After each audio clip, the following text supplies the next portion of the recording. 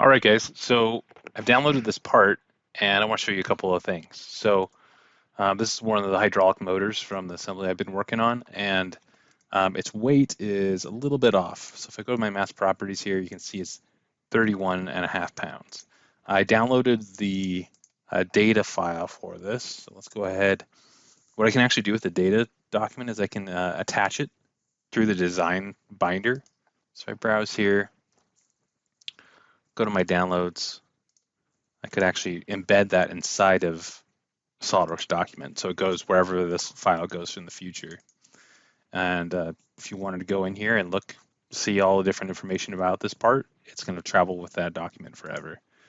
I know this is about 8.5 pounds, even though it says 31. So if I want to get that without having to go and like remove material or something like that, you can just go into mass properties here and you can override the mass.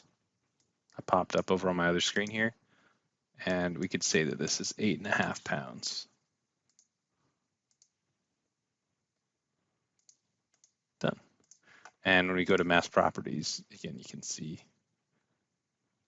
my mass is 8.5 pounds. So hopefully you guys can find that useful. Hopefully you'll use it. Have a great day.